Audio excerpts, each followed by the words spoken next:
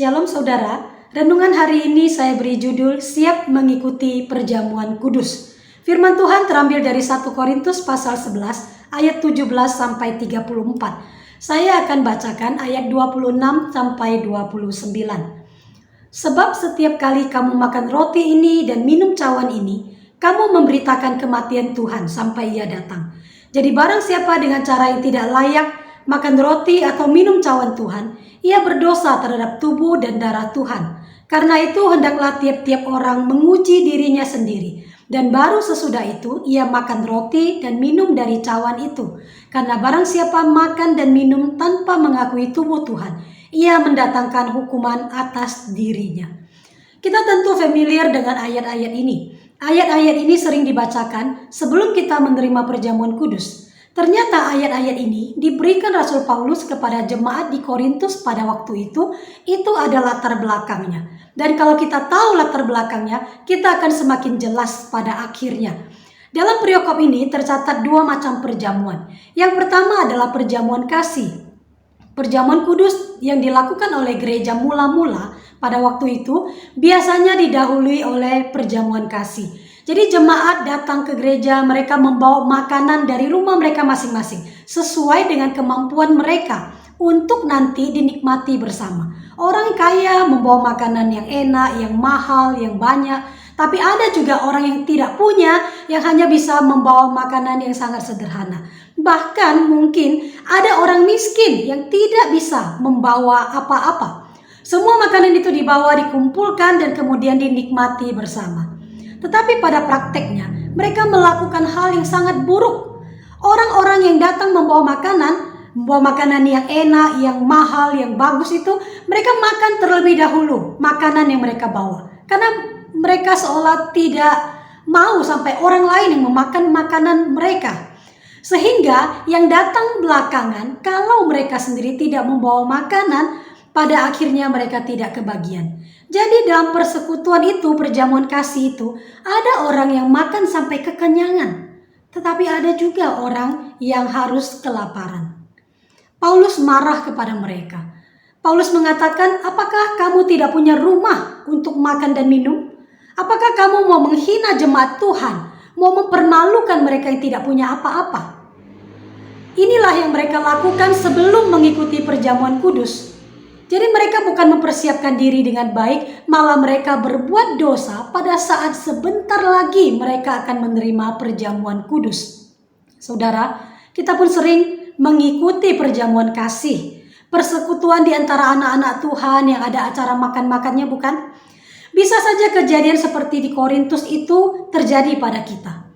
Mungkin kita tidak sadar melihat pas makanan kesukaan kita lupa dan kita kalap. Kita terus makan dan kita lupa sama mereka yang belum kebagian makanan itu. Terus kita juga bisa lupa persekutuan itu tujuannya untuk apa.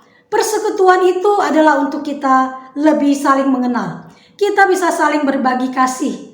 Kita bisa saling memperhatikan. Memberi kesempatan untuk saling memperhatikan. Tetapi karena sibuk dengan makanan, kita jadi lupa pada esensi diadakannya perjamuan itu. Bahkan karena soal makan, orang bisa berantem loh. Misalnya, karena mengkritik masakan orang lain, orang yang dikritik tidak senang.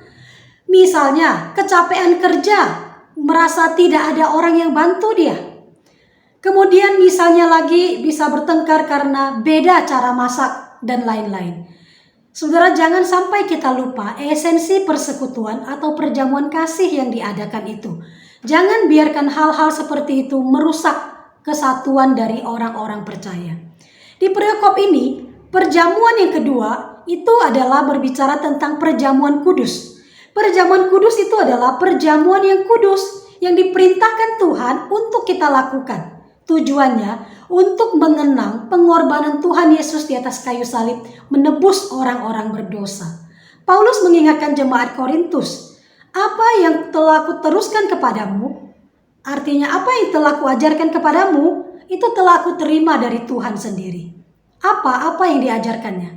Yaitu bahwa Tuhan Yesus pada malam waktu dia diserahkan, dia mengambil roti dan seterusnya. Artinya Paulus mau mengatakan, ini loh yang aku telah ajarkan kepadamu, yang aku terima dari Tuhan. Bahwa Tuhan Yesus waktu itu mengadakan perjamuan terakhir. Tuhan Yesus pada waktu itu mengambil roti, memecahkan, mengambil cawan, kemudian memberkati, kemudian membagikan. Setelah itu Tuhan Yesus berpesan, lakukanlah ini sebagai peringatan akan aku. Saudara, ini adalah karya Tuhan yang terbesar bagi kita. Karya Tuhan yang terbesar, sekaligus anugerah terbesar yang pernah kita terima. Ini bukan hal yang main-main. Perjamuan kudus bukan hal yang main-main. Karena itu Tuhan ingin kita mengingat akan hal ini. Nah, sekarang saya kembali ke ayat 26 sampai 29 yang saya baca tadi. Kalau saya sampaikan ulang dengan kata-kata sendiri, kira-kira begini. Jangan main-main dengan perjamuan kudus. Melalui perjamuan kudus, kamu sedang memberitakan tentang kematian Tuhan. Sampai nanti dia datang lagi.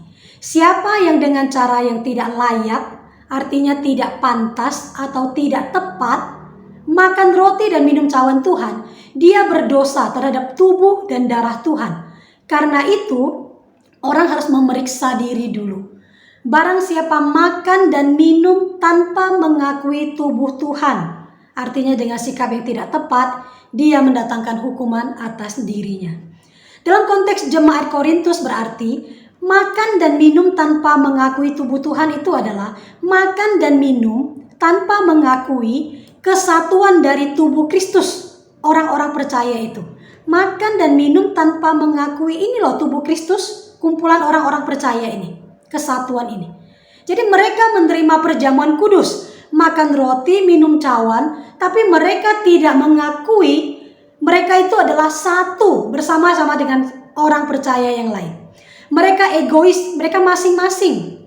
Mereka tidak peduli kepada anggota tubuh Kristus yang lain. Dengan demikian mereka mendatangkan hukuman atas dirinya. Saudara, perjamuan kudus adalah sakramen gereja yang sangat penting, yang diperintahkan Tuhan untuk kita lakukan.